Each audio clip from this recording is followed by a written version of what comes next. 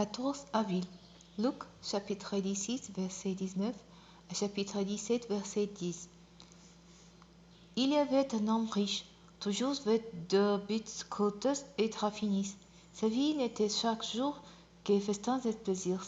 Un pauvre, nommé Lazare, s'était couché devant les portails de sa ville, les courbes couvertes de plaies brûlantes. Il aurait bien voulu calmer sa faim avec les miettes qui tombaient de la table du riche. Les chiens même venaient lécher cette plaies.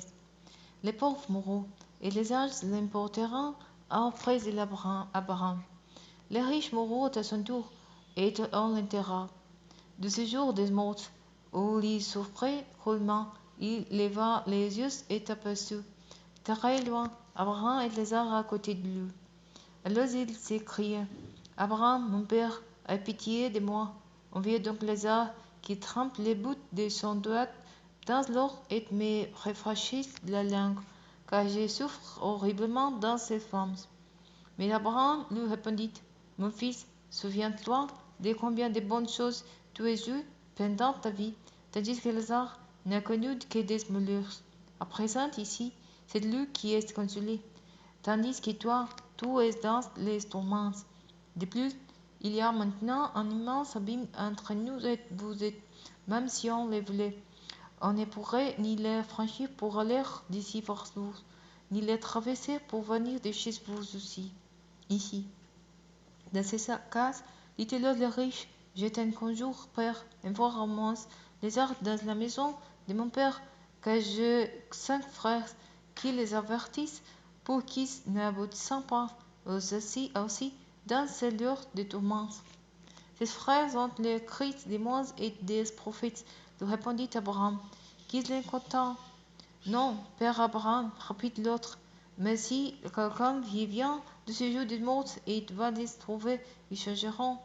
Mais Abraham répliqua, s'ils ne content ni Moïse ni les prophètes, ils ne se laisseront pas davantage convaincre par un mort revenant à la vie.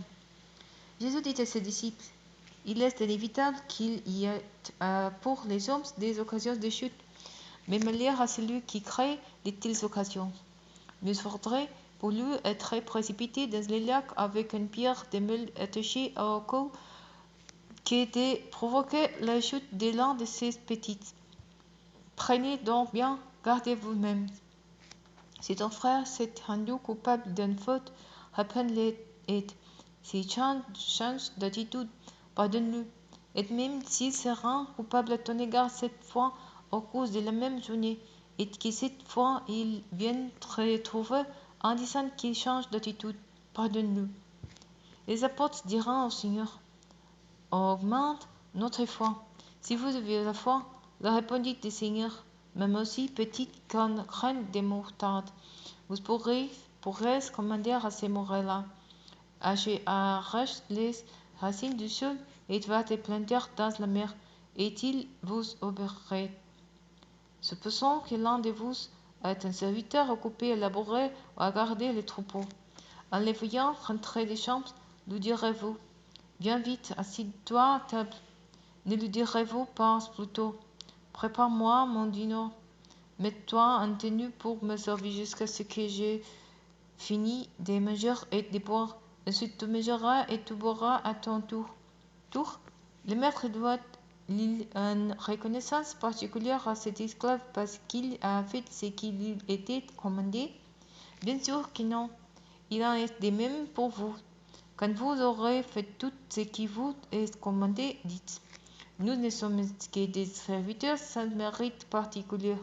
Nous n'avons fait que notre devoir.